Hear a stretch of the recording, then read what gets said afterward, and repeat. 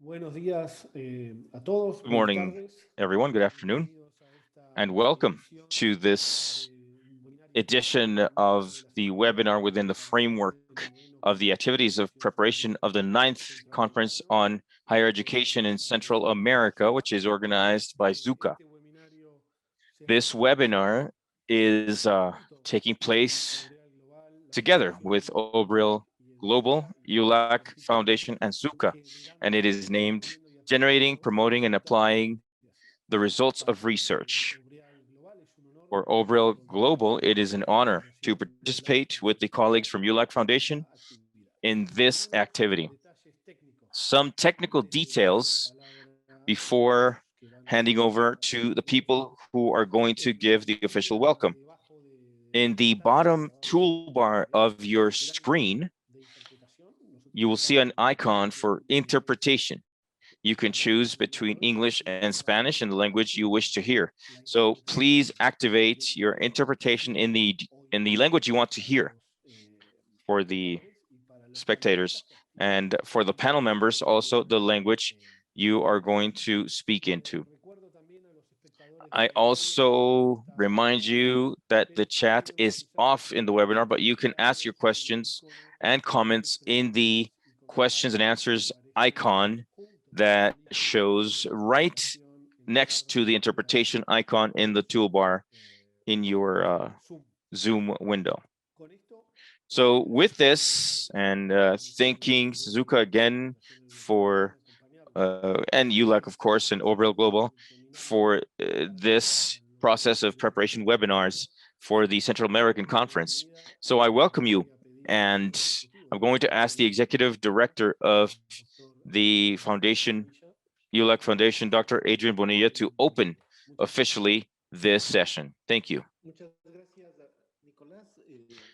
Quisiera Thank you, Nicholas. I would like to extend saludo a todas las personas y a todos my greetings to all the panel members and everyone who's participating today on behalf of ULAC Foundation. And also I'd like to thank the organization Obrel Global and Zuka and all the colleagues who are organizing this webinar in towards the ninth conference that will take place on the 16th and 17th of June.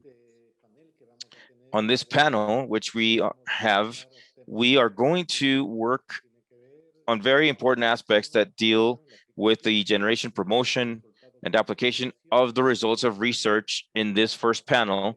And we're going to have Dr. Maria de Giusti from the National University of La Plata and Professor Rupia Gomez and Ernesto Rea from the Agrarian University of Nicaragua, Alejandra Tarti from the National University of Cordoba, Argentina, Peter Birl, Scientific Director of the Ibero-American Center in Berlin, Germany. This topic is extraordinarily interesting because in one way or another, it goes through the different academic agendas of a vibrant community from ULAC Foundation standpoint in a bi-regional character that it exists, especially in society, in thousands of networks and connections and research groups, universities, and projects, professors in both sides of the ocean. So it's interesting because the topic of research from the standpoint of the university shows us different features in the generation of knowledge, but not only on the content of knowledge itself. In the universities, we need to work on the topic in the way, in the form in which knowledge is obtained. And this is the language that defines from conventions and everything that is acknowledged as scientific and everything that is not acknowledged as scientific. So the idea of science, either way, is a social construct.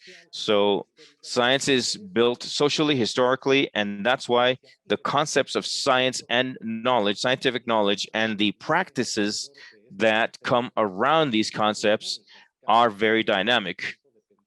in time, depending, of course, on the focus, which is dominant or not, which is a scientific project, a paradigm, etc. We've had a series of episodes in these topics. So this idea consists basically in two elements. So this is the body of knowledge, and this knowledge is produced. And this second component is extraordinarily important, especially in the teaching practice in the universities, where from investigation and thesis projects and the teaching of how to formulate a research project or problem, we have an image of whatever is canonic or not to refer to scientific knowledge. Of course, whatever we defined as scientific knowledge permanently changes. And in addition, it is not the only way to understand. So the only knowledge that exists there is this. There's a debate, an intense debate around this, around the world, especially in Latin America and the Caribbean and Europe, on this dilemma that occurs between quality and excellence in scientific research under a perspective that could be positive or constructive.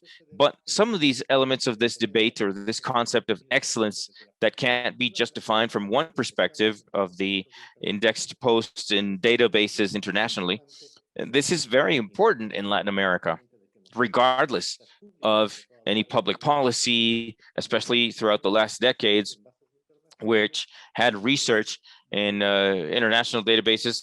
And in one way or another, beyond the division, the global division of knowledge, these public policies consolidate hierarchies throughout this constructed body that is not permanent to what we consider science. So this type of practice, the increase of publications, etc., is there, but what's at play in Latin America is, and very important in Europe, is the access to knowledge and the way knowledge is distributed and the standards defined or not in the quality of the research and the quality of the publications.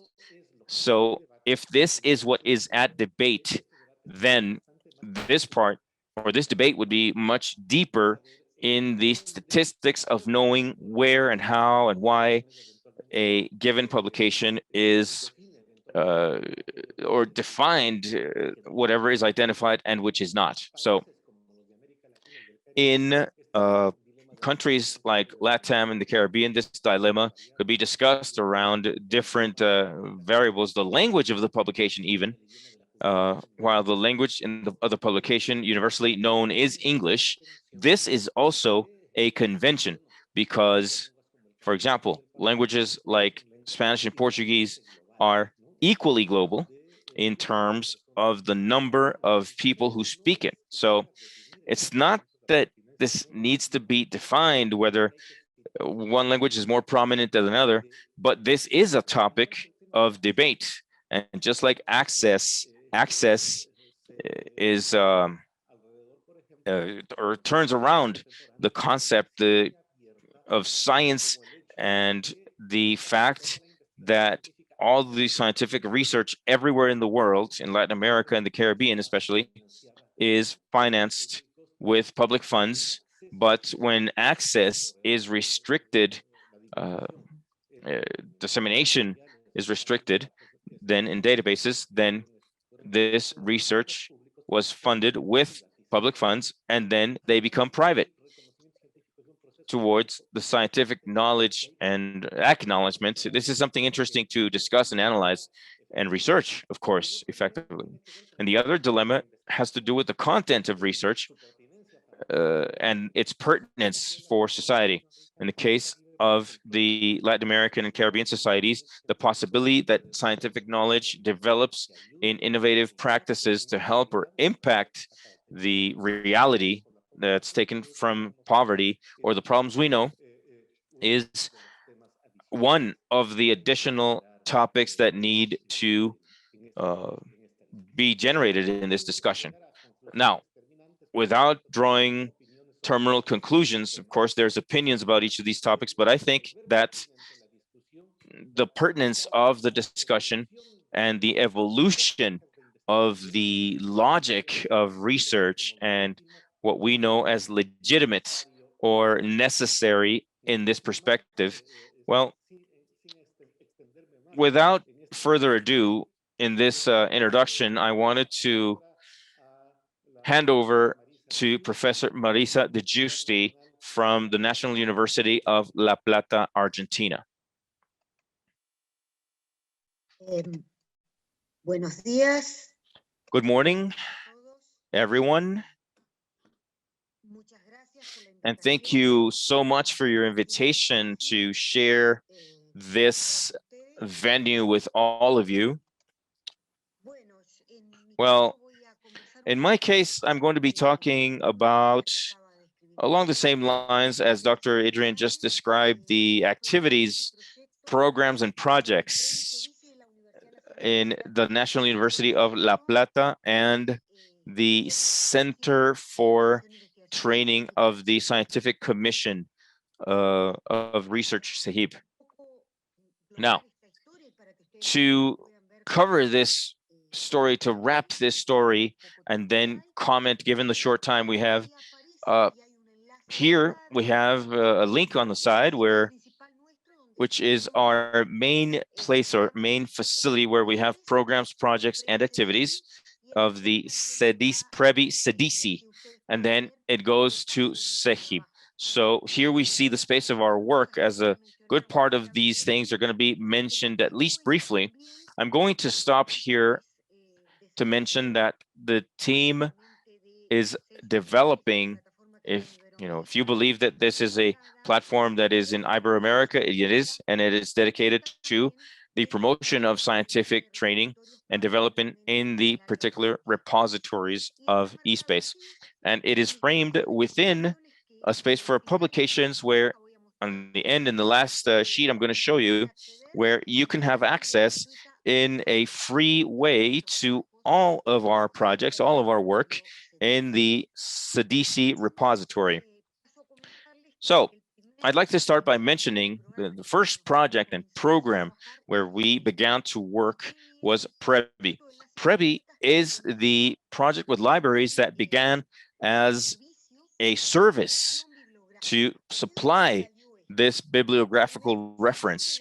And it came out of the need, or was born from the need in our countries back then, and I'm talking about the year 96, of achieving scientific information, documents, projects, articles that were not found in our country.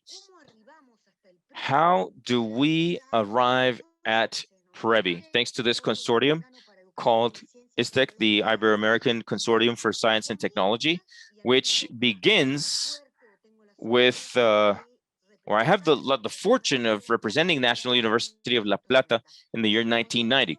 So it's a consortium that is inaugurated or starts with an initiative in Albuquerque, in New Mexico, United States, where it goes towards the south and researches the shortcomings in Latin America in terms of education and generates some initiatives. One of them is a liaison for libraries to manage scientific and technical information, which was lacking in Latin America. And in this measure, it creates PREBI. So nowadays we've achieved to bring more than 40,000 scientific documents, very hard to find now. We have the electronic library, whose services are contracted by the Ministry of Science and Technology of Argentina. So there is a high commitment, which was mentioned with open access, such that, imagine, in 1999, this is part of the organizers and the first meeting that is done creating the initiative with open access in Santa Fe, New Mexico, USA. And this initiative is signed off as one of the creators. Now, in this spirit, we created this, And now we are broadening this towards open science, as was recently commented by the panel member. Now, in the year 2001, we met in a ISTEC meeting with the repository of the three universities, Paulista University in the state of São Paulo, Brazil. And I bring this project for our university, for the National University of La Plata. And this is how CDC begins. So the service begins for intellectual creation, and the institutional repository of ULP, the first repository of the Argentinian Republic, which shelters, disseminates, and preserves scientific and intellectual production of the university, books, articles, presentations, thesis projects, multimedia work, data, learning objectives, and to date, the administrative documents of the institution to be able to comply with the transparency that is required for the society and the actions of the public university, which move forward thanks to the public funds. Now, CDC, the repository, also has collections that are destined to academic and scientific magazines from the university, and special collections from the editorial of La Plata University, the network of museums of the National University, and other dependencies. We have almost 110,000 items in the repository at this time. And apart from the materials produced, we are also sheltering other materials with institutions that we have agreements with the National University of La Plata. So those are also available in the repository. What you see in the image here in the picture is the collections, how they're grouped and organized in this repository, which is implemented in the eSpace. And there's a last collection, which is how this is organized in the different faculties and the different schools of the National University of La Plata. And to the right, we can see some collections in the screen in the repository. And also on the left, you can see the search and the aids for work and the aids that we provide. And to know about this national law, and this forces people to deposit their information in the repository and other matters, such as informing and what are the different concepts. So there is a broad service of digitalization of documents, particularly old documents, and therefore there are numerous scanners.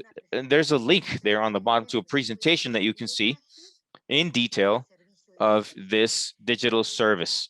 To the right, you will see an image of the digitalization of one of the volumes of the Cervantinas documents that is in the public library of La Trocha. And there's another link where you can see a presentation where you can see the collection in the repository, where particularly we have the Cervantinas jewels. And this digitalization is one of many that you're going to see.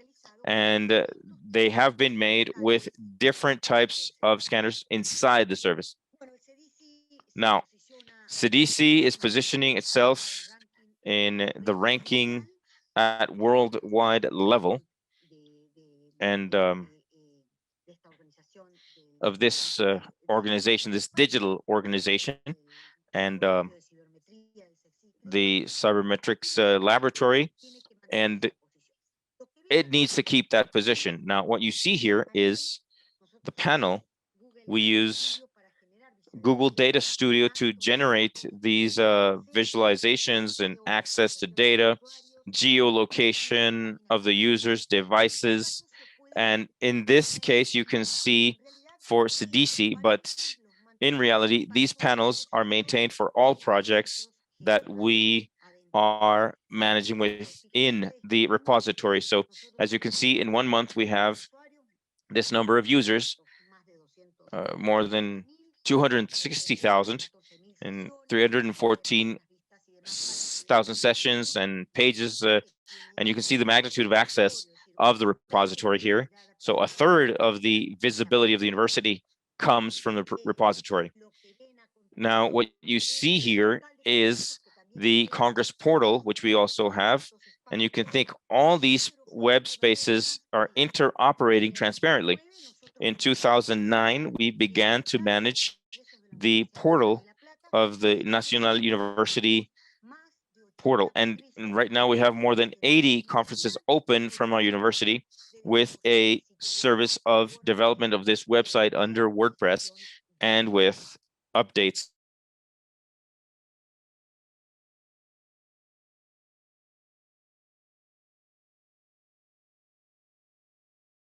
The management and exhibition of the books and thesis projects that come from our university. We have more than 900 books, and also we are doing the maintenance there of this. So something very important is that we manage the portal of magazines of the university. These are scientific magazines, academic magazines, and dissemination magazines. And here we maintain around 80 magazines, and we keep this website space activated, and we articulate with the systems for management of scientific magazines from different areas of the National University of La Plata, like the Human Sciences faculty, communications or journalism faculty, etc. So in every case, what we have is interoperability with the repository and a strong interpretation of the metrics that we will manage in the different spaces. So as well as we articulate the different strategies. So other web spaces where we operate, we have the center where we manage, it's called the Center for Information Management Services, CESG. CESG is dedicated to studying, implementing, and optimizing the systems that have to do with the generation and management of scientific, academic, and technological production of the Commission of Geoscientific work from the Buenos Aires Provincial University, which is the equivalent organization to the National Council in Technical Matters, CONICET. So with this center of SIB, we also do all of this activity, scientific formation. So we also manage for CESG a repository, an institutional repository, also implemented in the technology of our country. So it's called SIC Digital.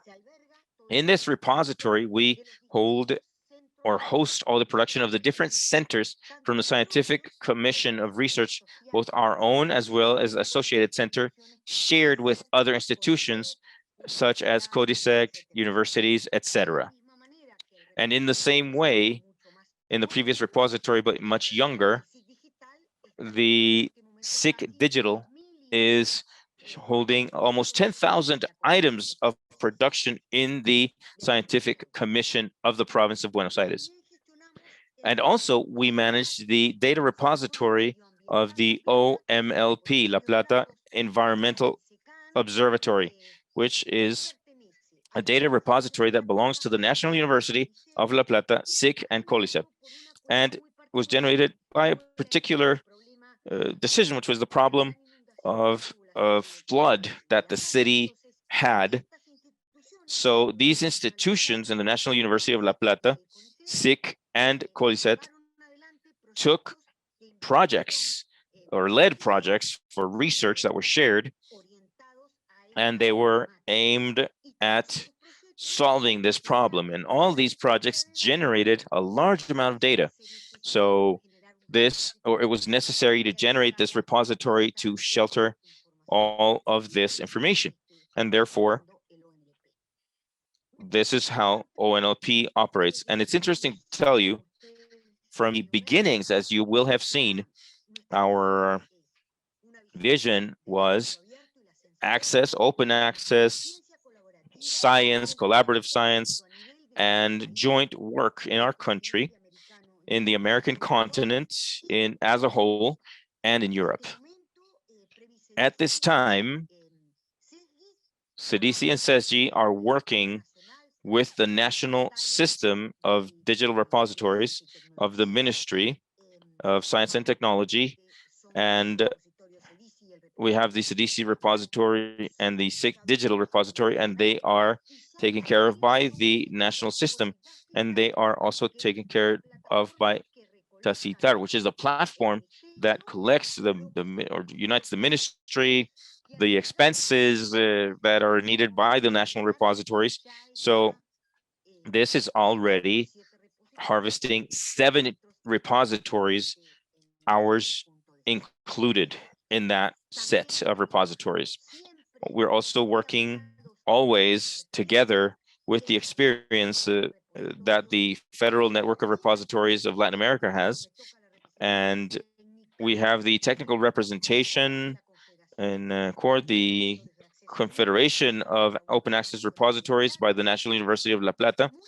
And we are very close in our daily activities with this organization, which was a reference, and with in this area with Open Aire, our team is working particularly on a project that has Open Aire for the recollection of statistics, and we are keeping these meetings particularly under the eSpace technology, and we are working on that activity.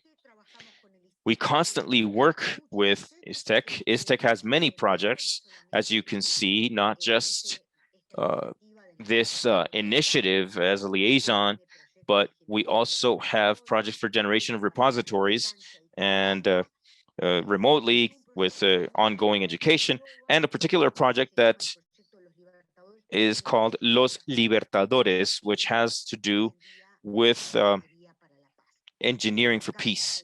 In my case, I am the chairman of this consortium. I also direct this liaison activity. We keep the virtual office for international relations, institutional relations of ISTEC to contact all of Iberoamerica. And the same way, every year, we produce a Congress at the level of Latin America, which is the Birredial ISTEC for all of Latin America, where we share, particularly towards the end of October in Mexico. This is going to happen, this Congress is going to happen, which will be dedicated to open science this year. And all the necessary changes in policy, management, incentives to manage open science to be a reality for our countries, and to achieve all of these materials produced, not to be just from the places, from the academic and scientific places, but also from citizen science, to share and to be open and for everybody to see them and to create collaborative knowledge, and that it reaches out to all of society for the good of mankind. So thank you again. Here's the email address, and there is, or exactly, it's in the presentation that's being shared in our repository. But you will see the links to all of our work.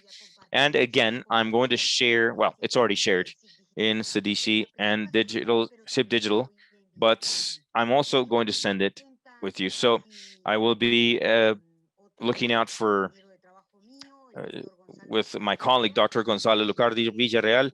If anyone has any question or comment, please go ahead and ask. So thank you so much. And I look forward to your comments, and I will stop sharing my screen. Thank you so much for your presentation. Excellent, Dr. Giusti. And we will now ask Dr. Ruth Villar Gomez and Dr. Ernesto Correa from the National University of Nicaragua, Agrarian University, to give their presentation, please.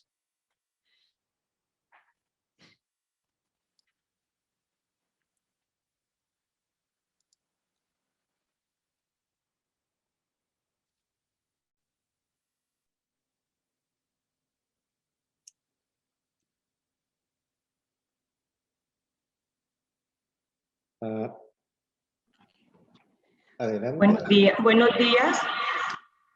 Good morning. Good morning, everyone. Good afternoon. On behalf of the Integrated System for Documentary Central American Information and our Agrarian University, Engineer Ernesto and myself are going to share the experience we've had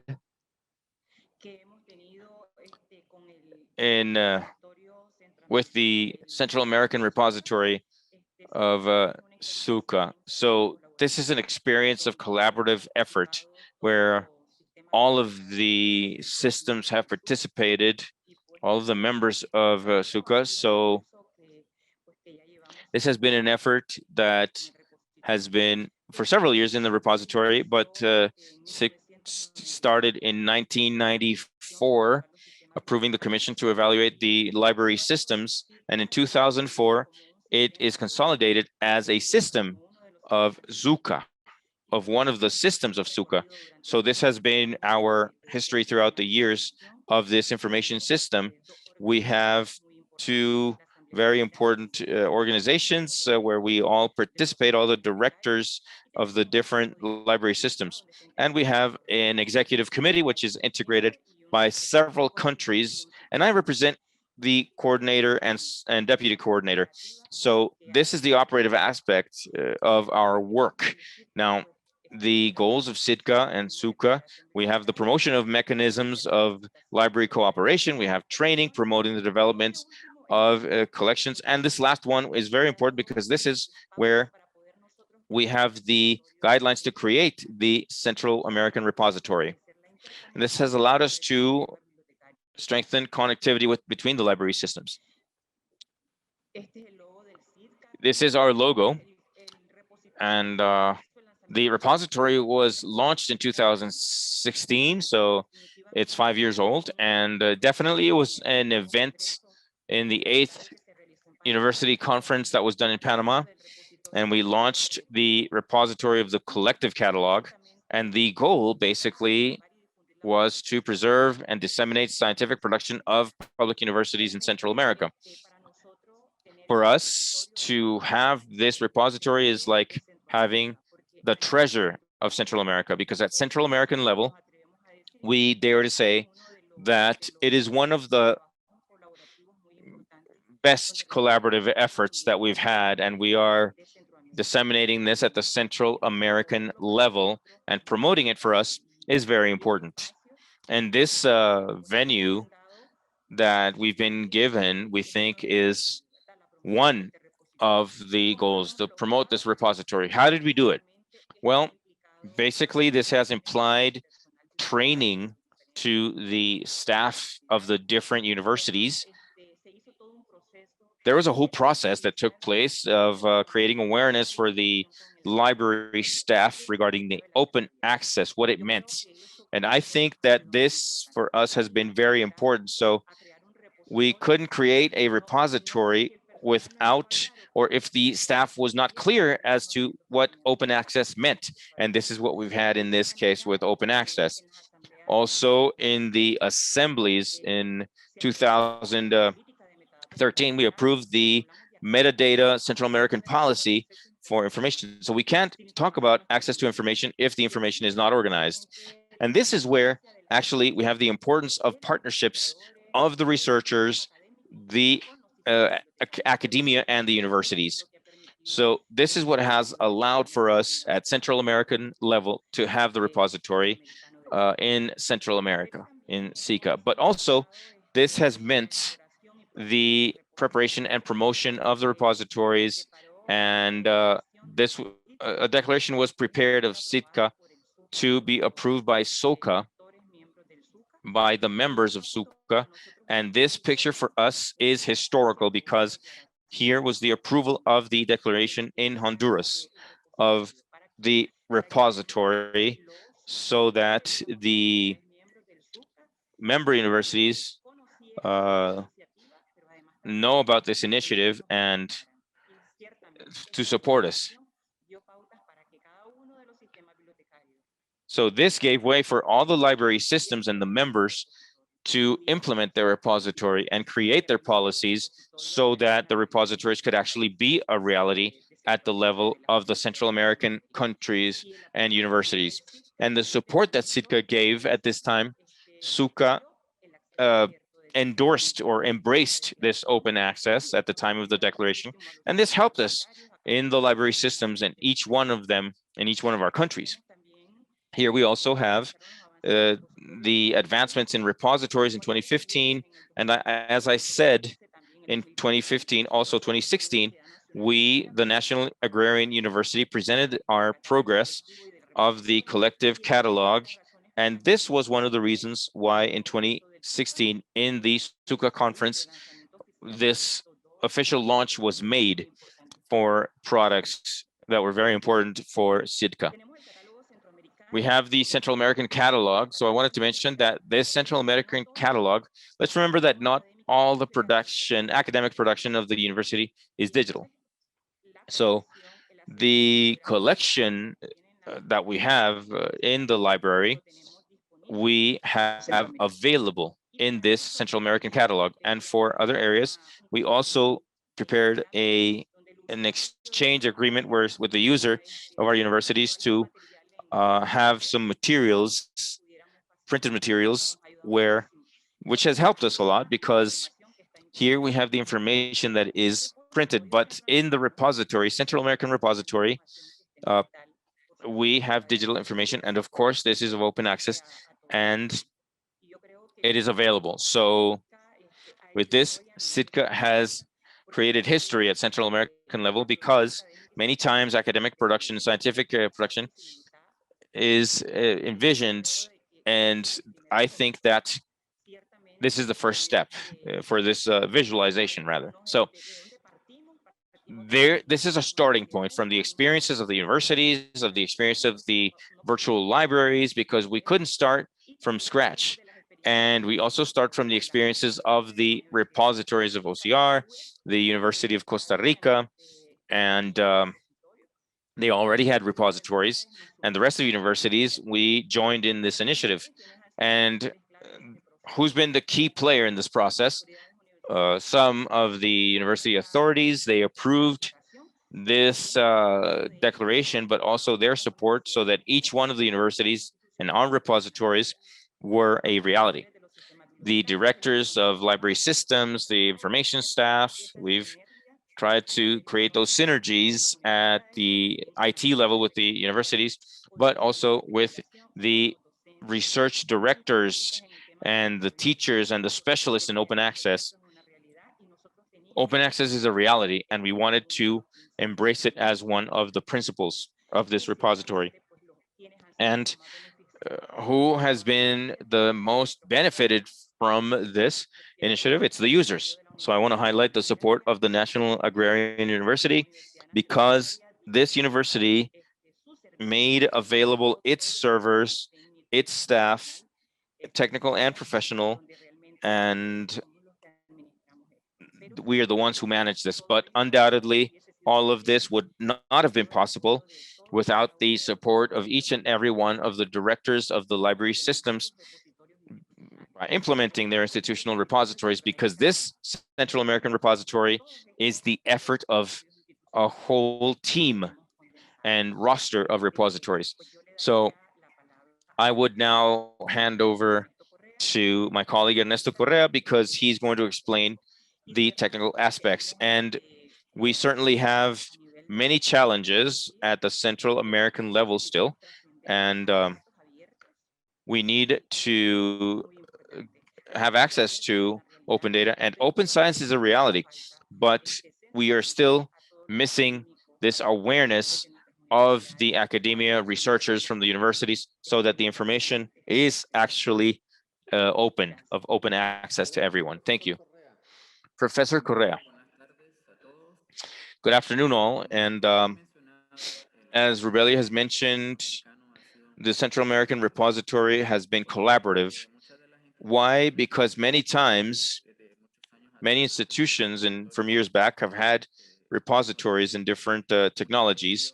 And many of them, for example, the University of Costa Rica use eSpace, others like the University of Salvador, even the universities in Nicaragua use ePrint. So all of this was a challenge to be able to implement the Central American Repository. And as Rubelia mentioned, first, we worked on the topic of the policies in Central and America to be able to optimize this metadata. And then after this, many institutions had to do some records, especially the Agrarian University, in regard to the records of the technologies. And then they had to do or make some corrections and improvements in metadata to be able to harvest the same. So what technologies are used? What technologies do the universities have? So each university has different technologies. And for example, the University of Costa Rica uses eSpace, as I mentioned. The University of Nicaragua uses NIPRINT, but our technologies that we use for this repository is Find. This is the technology that we have identified for the harvesting of metadata. So we had to use this technology to be able to deploy this Central American repository. The next slide, please, if you will.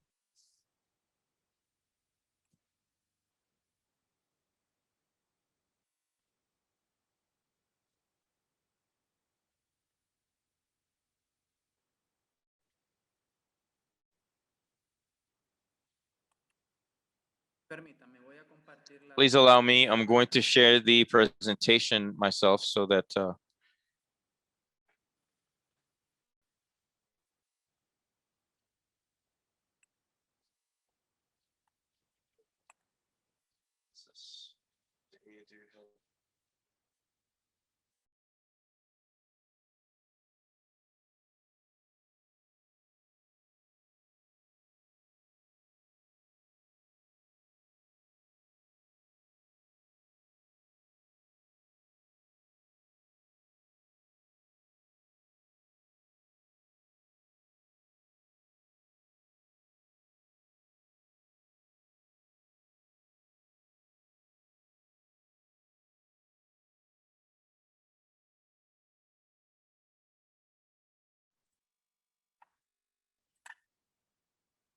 Bien, entonces, very well. So as I was mentioning, we are using, to be able to do the implementation of this repository, the Find technology. There's many initiatives that have this reference that use this technology to harvest their metadata. And to date, the Central American Repository has 19 indexed repositories, more than 98,000 digital objects available full-time, and also presents more than 26,000 scientific articles, 37,000 thesis projects, and 438 are full texts. Because of these statistics, we use the Matomo technology, also used by the reference, to control the downloads and the visits and all the metrics we need to analyze our system. So here we have the reference we use for the presentation. I am going to now that we're here, I'm going to share a little bit of the platform. And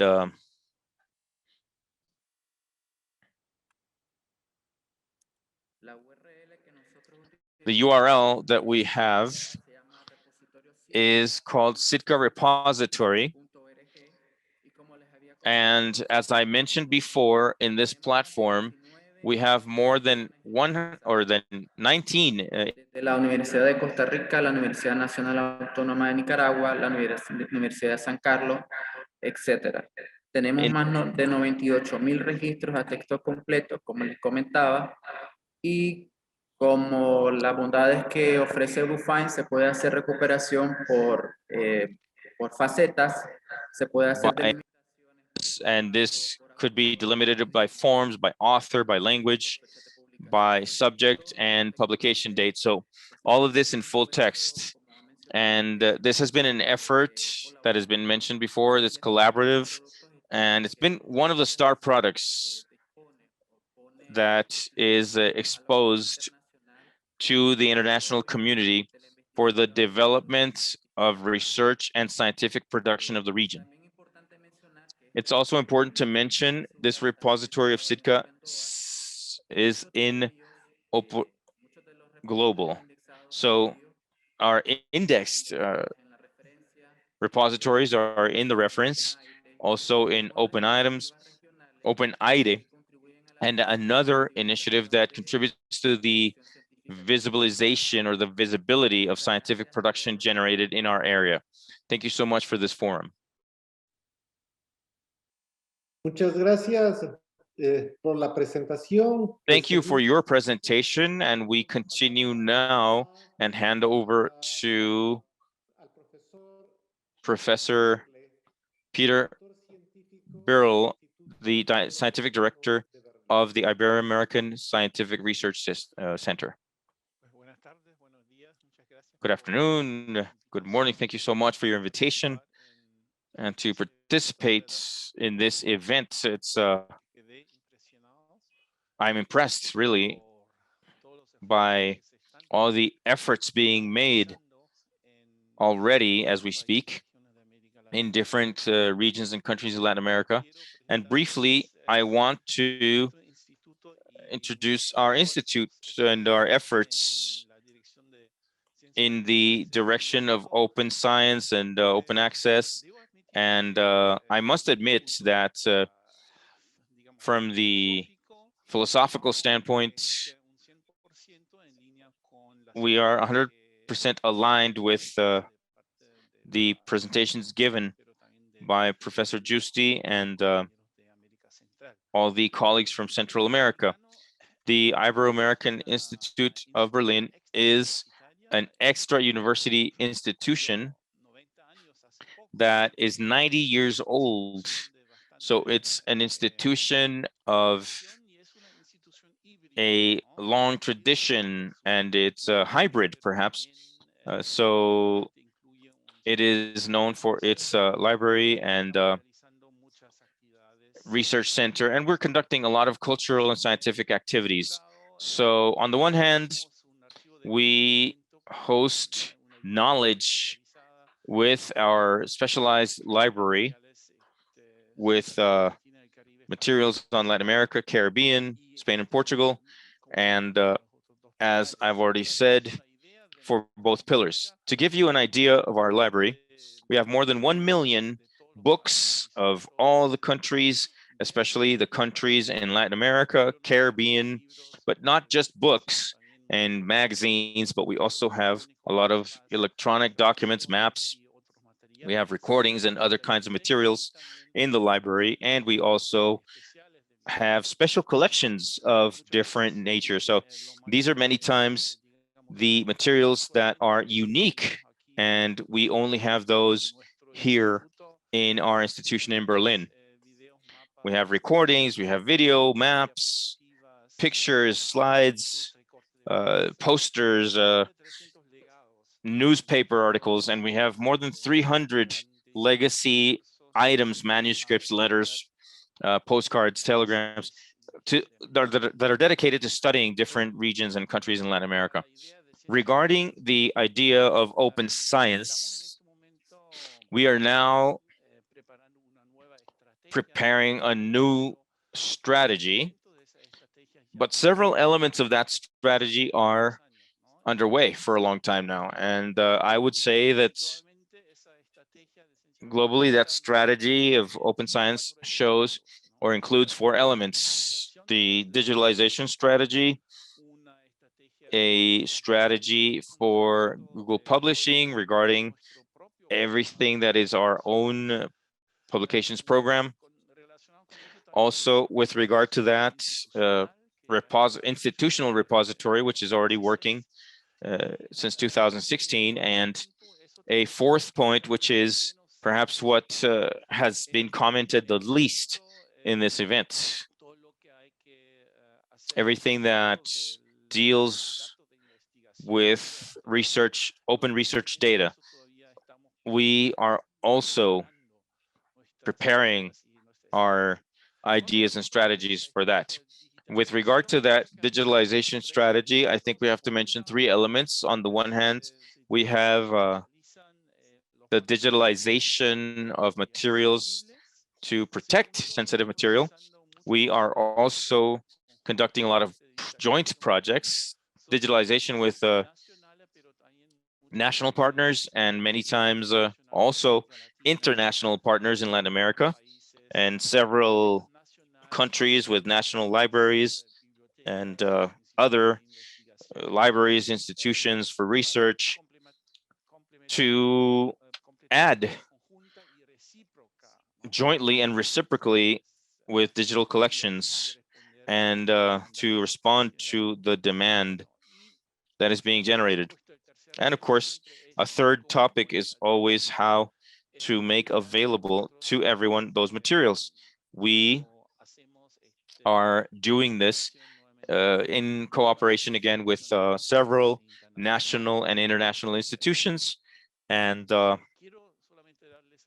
I just want to give you some examples of the digital collections from the accessible institutions or institutes through the website of the institution. Here you can find free access to all the materials, all digital. And in fact, many times these are like theater magazines and the Creole Library, which is like bulletins or flyers even, or cultural magazines from Latin America from the 20th century, early 20th century, no longer accessible on paper. This is almost lost, these materials. These are legacy materials, but also we have images, and these are the digital collections that, from what I've mentioned, in our institutional repository, about 5 or 6 years ago, we scanned the whole program of publications of the institution from 1930. And in the repository, you'll find more than 300 volumes and projects and more than 3,000 documents in total that will grow. So the magazines that we are publishing work through the platform that is of open access, open journal systems. And these are magazines that still are along the lines of open science. And one last point is the cooperation strategies, because for us, as a German institution that is understood as a source between Germany, Europe, and Latin America, we cooperate with EULAC Foundation, led by Adrian Bonilla. So this idea of connecting with different partners in Europe, also in Latin America, is very important. So that's why we are members of Claxo. We also have the materials here of the virtual library of Claxo. And you can find it through the online catalog of our library.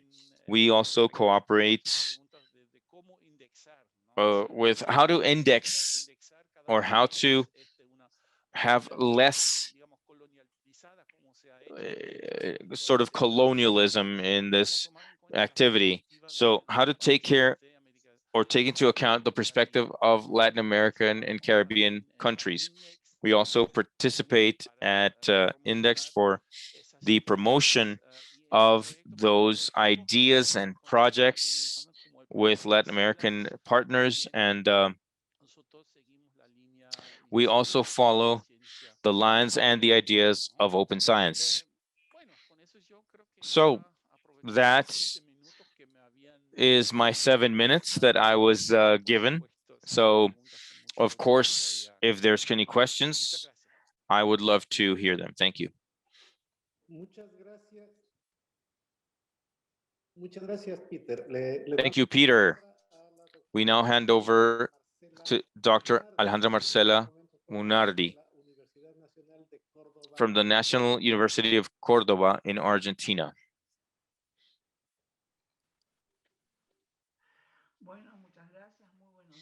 Thank you very much. Good morning. Thank you for having me. Thanks to the organizers, the Higher University Council of Central America, the ULAC Foundation. Thank you for allowing me to share this with you. What is happening in the province of Cordoba in our national university. So very interesting positions and keys here of what has been said here in the events and defined for this event. So these words are key for the development of my presentation. Policies, tools, and strategies to communicate, assess, and harness the results of research. So results management, performance and quality, and accountability in the supply of services to society. I'm going to go back for a minute. And here, I wanted to tell you that the National University of Cordoba was founded in 1613, and here we are over 400 years old. We have 15 faculties, 1 astronomical observatory, 2 secondary schools, 145 research centers, 25 libraries, 17 museums. We're the 2nd university in the country in number of students after the Buenos Aires University and La Plata. We have 161,722 students, and we have 331 undergrad programs, graduate and postgraduate programs, over 10,000 professors, researchers, according to the categories of our National Council for Research, and in different categories. And we have 23 units of CONICET in Argentina. That's the National Council for Scientific Research that works with the universities and research institutions and makes their researchers available to them. So when I read this proposal of the event, I was asking myself some questions. What do we do to see what we do with the results of the research that are produced in the university? In 2014, we created the Open Knowledge Office, the first in Latin America. And instead of having a mission, I asked why we wanted this office, what for? And Marisa de Giusti already mentioned this, to comply with the national law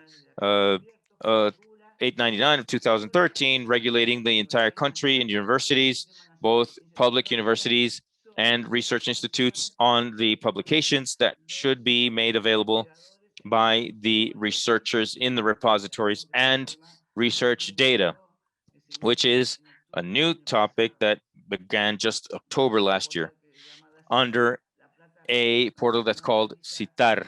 It was mentioned by Marisa, who's also participating in this panel. As my colleague Peter also said, we're just starting on this topic. To envision intellectual production, I have nothing but to mention that we have a repository, as every repository that is going around the world. This is the Digital University Repository. The link I will share after the slides, and it also includes special collections in museums, and I'm going to mention this later on. So why did we create this? To create a favorable culture, open access to knowledge, and to create awareness to the academic community.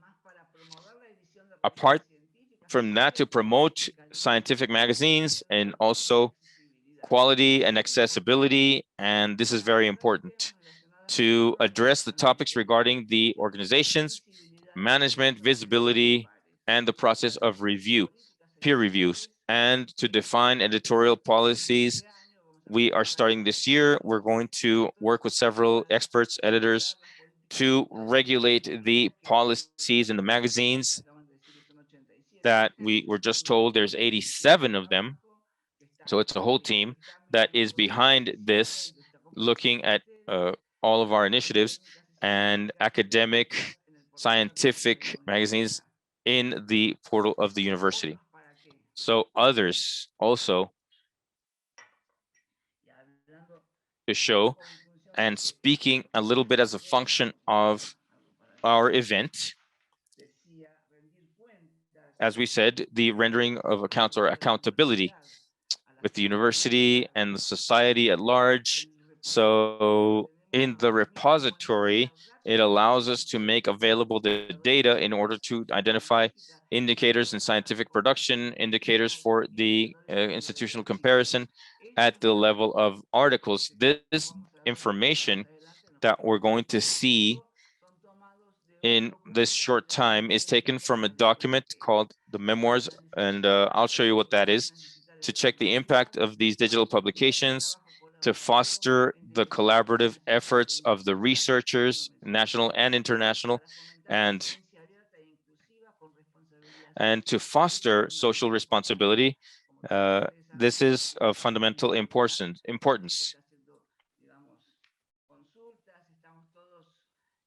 So this is for consultation purposes. We are all on the same path, more inclusive and responsible science. So I was also listening carefully to the presentations, and I want to congratulate all my predecessors here because we are also working jointly with the people from the university. The university works with the Secretariat of Science and Technology of the university, and we have these political academic strategies to ensure the progress of open access. So we are also working with our secretariat and also for documentary information. This is our comprehensive system for management. Every teacher, professor, researcher from the university has to complete all their information and to understand what they have to do in their research and all of their elements and their systems called Singheva. So we also work permanently with the magazine editors. And also, it was also mentioned by Ruth and so with the University of Cordoba, we have this OCA office. So we all have library specialists and they're acting as promoters, and they have data. We have permanent collaboration by the team and with the general central area. This is a good example of consensus. This is what we defined with the institutional policies of open access to the National University of Cordoba, which was a demand of Act 899 to have internal policies in the universities and repositories, but also internal policies on open data that we started in 2021 to work with in development. And who participated in this consensus? This was, we took 1 year to reach this consensus, and this advisory council in science and technology was integrated by the Secretariat of Science and Technology from the faculties. And This consensus, this advisory consensus, was integrated by the academic centers, 15 faculties, and this advisory council integrated by the secretariats of science and technology and faculties, and the council of directors of the National University of Cordoba, which I was mentioning before, the network of directors. So this advisory council in National University of Cordoba in the faculties of philosophy has a methodology where this major is taught and also its legal terms. So there was a lot of intensive work, permanent work with the secretaries, with the teachers, the library specialists or librarians and attorneys. And there's a question that I can answer, but not without Marisa. So we're talking about the embargo on the seizure on the magazines. So they're going to answer that questions, I'm sure.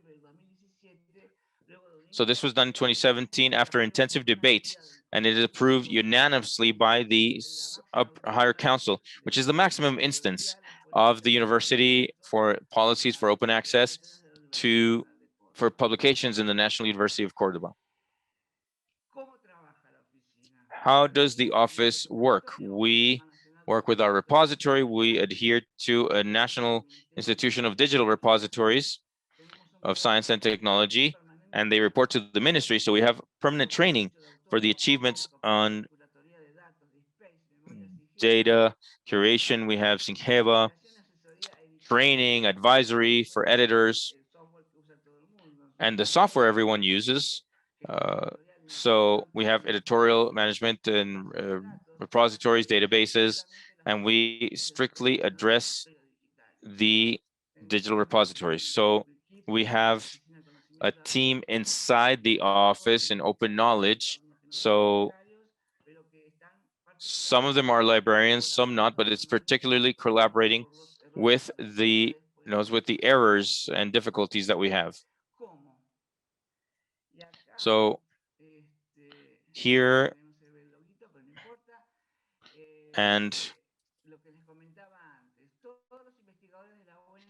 as I mentioned, all the researchers complete their resume, and here we have a system that is provided by the National Council, and there is an application that we promote from this area with the Secretariats of Science and Technology called Memoria Singheva, which is an annual summary of all the activities, developments, and publications for each professor, researcher that is visualized with each faculty year after year. And we have in every faculty since 2013 to date, we have an annual summary of everything that this team does and the team of researchers in X faculty. There had been a need to migrate that information, and these documents have to be sent to the repository. So the colleagues of ours, together with the Information Secretariat, developed a tool in the migration of metadata that is a program that facilitates migration of metadata and files stored in the Singheva memoirs, and they go to the repository.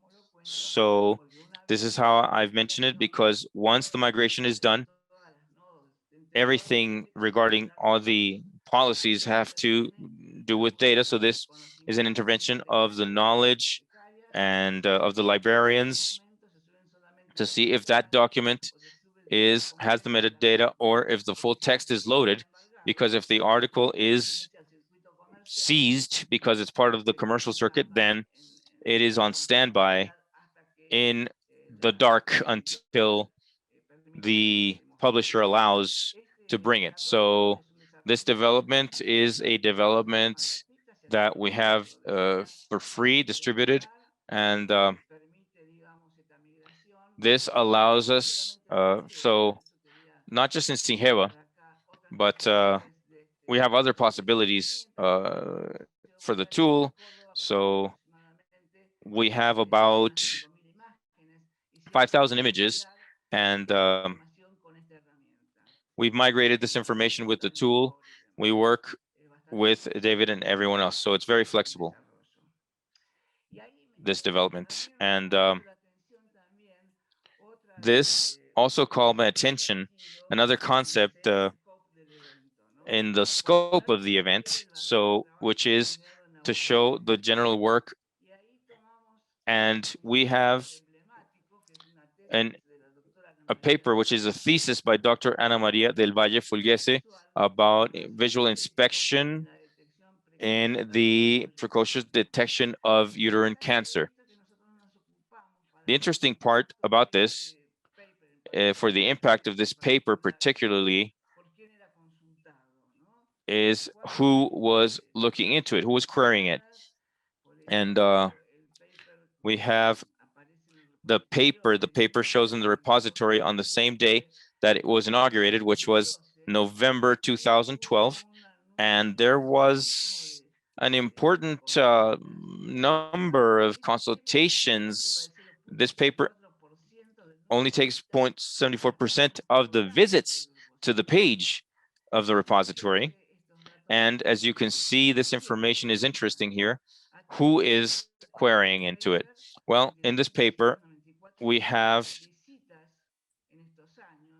this number of visits, and these countries are the ones that take the highest numbers in percentage. For example, Peru, 15,278, Guatemala, 6,226, then Bolivia, Mexico, Nicaragua, Honduras, Argentina, quite low. And so this indicates in a way that open access allows us to grow, evolve, and share what we have to look into. And the path to science is not an easy path. This is not easy, and there's many obstacles. Dr. Bonilla mentioned this. There's a certain resistance or reluctance by the editorials, by the publishers. I don't want to surpass my time, but here we have all our colleagues watching you, so we really thank you. I want to forget mentioning Domenico, Paola Muran, Alexis Verde, Patricia Garcia, and we are the ones that are here connected, and this is our institutional page and our contact for any other information, any other consultation. Thank you so much for your invitation.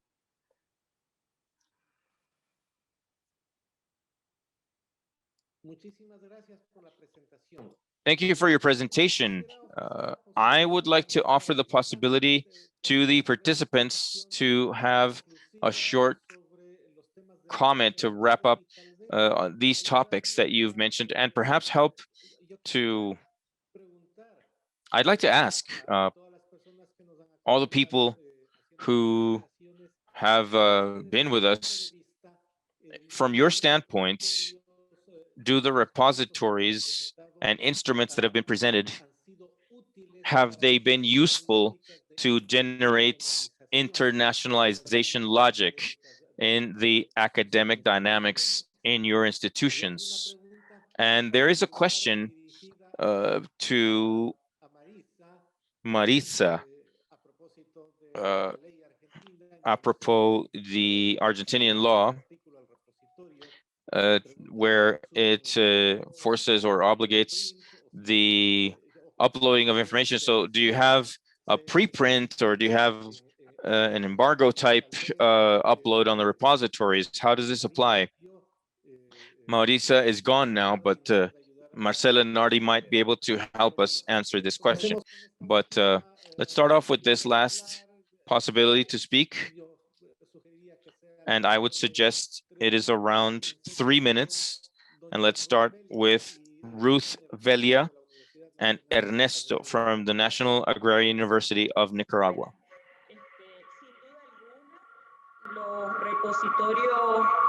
Undoubtedly, the repositories have allowed the visibility of our country in academic production, and this is shown by the level of downloads there have been in the last years, but also the repositories are at institutional level, where they play a very important role, because the researcher also has the opportunity to make available their communication, and this, whether the article is seized or not, needs to be clearly established in the policies. And this is one of the reasons why in the Tatacama Declaration in Honduras, which was for the promotion of repositories, it was very important for each one of the institutions and universities to establish their policies.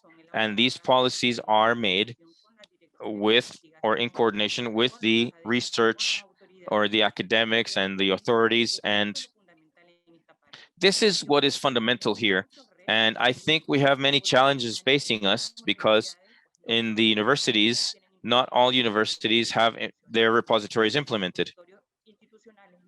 And if they are not implemented, then they will not be harvested. And also at the level of other repositories in Latin America. This is another step we have to take, but undoubtedly, the repositories are playing a very important role in the visibility of the scientific production of our universities. Muchas gracias. Thank you so much. Peter, please. Sí, muchas gracias. Yeah, thank you so much. Very briefly, again, I think that a lesson from today's event for me and for our institution is to become aware of these strategies and activities that are already well advanced in many regions in Latin America with regard to open access and open science. And of course, recently, as was said by my colleague Ruth, also in regard to the research data, something I would like to mention is that it's not only about topics or technical subjects, but it's something very important from our standpoint is ethical matters. If I see colleagues that are working, for example, in social anthropology, they are there, and we have many materials in our files, but this is not just as simple as saying we're going to put it all for open access, and there is a lot of sensitive material, and this is an aspect that speaking of open science, we need to take this into account beyond any other topics that have been mentioned. And for me, I repeat, and I hope to understand with the colleagues we're in contact already, but I expect to be able to institutionalize some of the contracts through this event. Thank you so much. Thank you, Peter. Just one moment, Marcela. And the question is to Marisa, and Gonzalo Villarreal is going to answer this. He is joining us as well. Gonzalo, please, the floor is yours. Hello, good morning. Thank you for the invitation. Yes, the question had to do with the articles and repositories. We respect what the law says, which is for articles and magazines up to 6 months, and with raw data, I think I'm not sure how many years now, but the author of the book or the article has to justify why they need this embargo. So the law contemplates where there could be any patent, and there has to be a justification. So for all the production of the university, articles and from the magazines and universities, this is in there, and there's an internal circuit between the portal and the repository to integrate the production. So this does not require intervention by the authors, whether they are or not from UNP. Thank you, Gonzalo. Alejandra, Marcela. Yes, regarding the information, this is a different challenge. So we will be addressing these 6 months of the law here. It says we have to wait 6 months for the publication of a paper in the commercial circuit. In this case, with our internal policies, we have or we respect the policies of the commercial circuit, and otherwise it would have been exposed, but it's done with the scientific research unit, and we have the metadata that we have with the work that is under seizure until they are freed, or there are some that never release uh, the possibility to have public access. But something also that was very discussed broadly during our policy definitions for UMC is the thesis projects, graduate and undergraduate. So we should wait those 6 months, it was said, but we have given this possibility to our authors.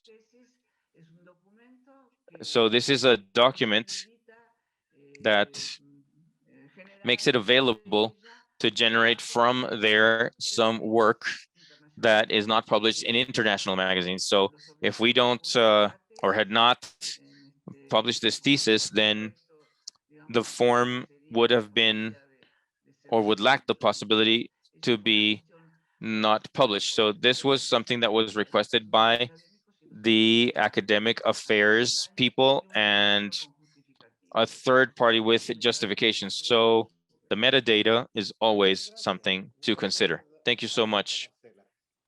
Thank you, Marcela. I thank everyone who joined us in this these presentations, and now I would like to ask Francisco Alarcon Alba, Academic Director and General Secretary, Attaché of SUCA, to give the final conclusions.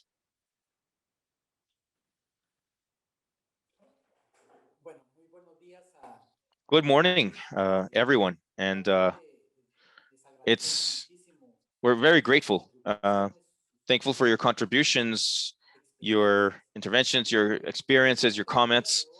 Today's event is part, like I've said, of a series of online forums with a discussion that are a preparation for the Central American University Conference, SUCA, which is a strategic event, and it takes place in Central America every 5 years and will take place this June in the virtual modality from the National Autonomous University of Honduras.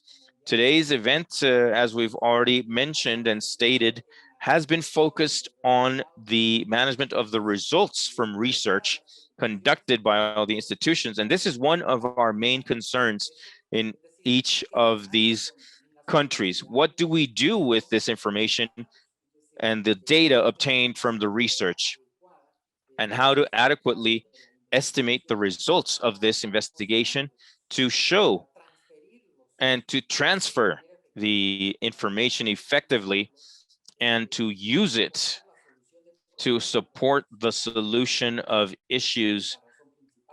And that is our main reason for being in public universities, and for the accountability also for the supply of executive services to societies, companies, local organizations, etc., and also to provide visibility and relations that give value to our work. So the issue here is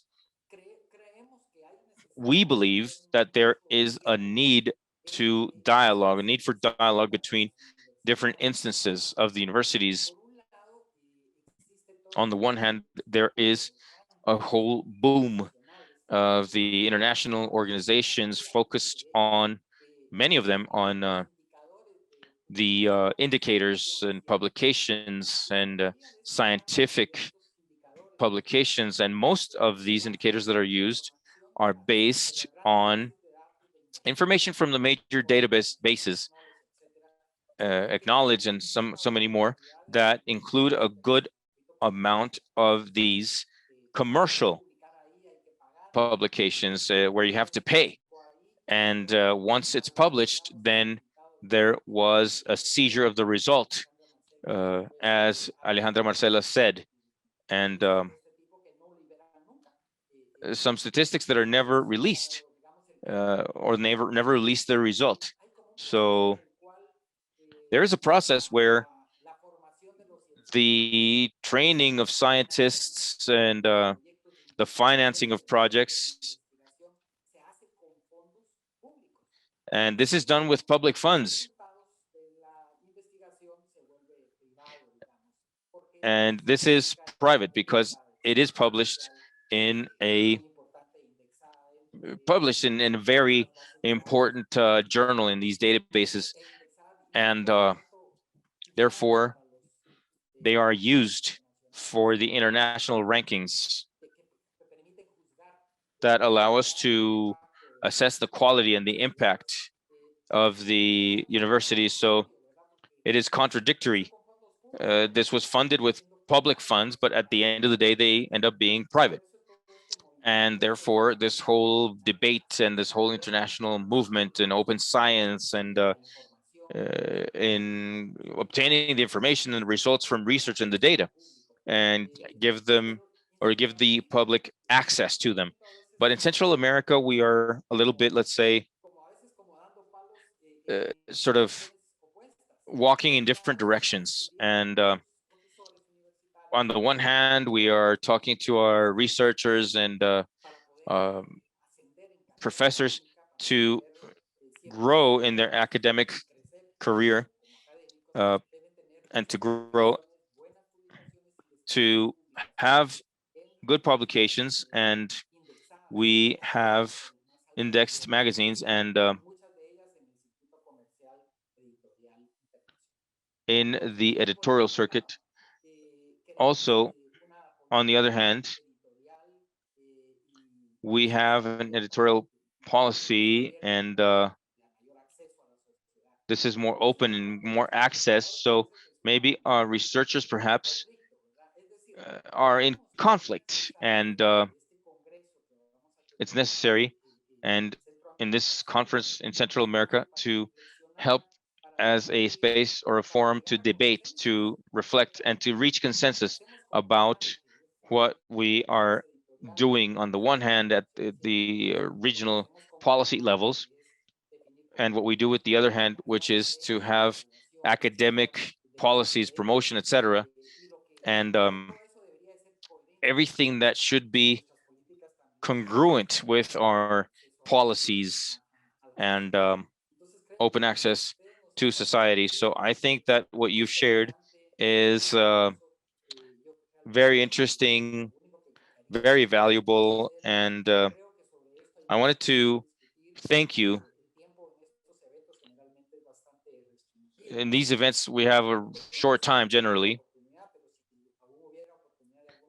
and if there was opportunity for some comments on your side, it would be what were your experiences about articulating institutional coherence to diverse policies, but at the end of the day, that should converge with the policies of evaluation of the academic career for professors, etc., with the editorial policies and open access to our institutional repositories.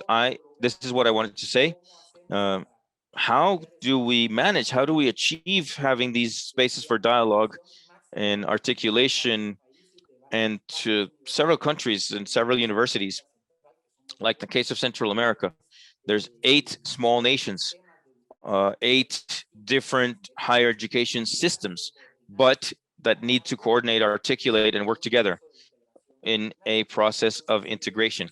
So your comments about this are very valuable to us, and the conference is an opportunity to be able to discuss, debate, exchange good experiences and practices on those topics. So I wanted to give you all, extend an invitation, and to mention, to invite you to participate in the next webinar that we have planned on this series, international series of preparation for conferences. Next week, actually, we will be conducting this on Tuesday, the 20th of April in this platform. There will be another event, and the topic of this event will be the framework of qualification and harmonization, regional level, and innovation in Central America. We will have presenters from Latin American countries, Central American, and European countries who will share with us their experiences in their institutions. And we expect you all. So I say goodbye with these comments, and I wish you all a very productive and successful day. Thank you. Thank you, Francisco. Thank you, Alejandra, Marcela, Peter, Gonzalo, Ernesto, Ruth. I hope we continue to meet in these interesting webinars that we have with Obrel, with Suka, regarding the Central American University Conference. Thanks to everyone who's joined us in this event and for the information that we've received, and that it allows us to have a very comprehensive view of the trends of the organization of scientific information in the region and in Europe in general, which has one of the most important repositories this side of the Atlantic on Latin American affairs. So thank you all and goodbye. Thank you all.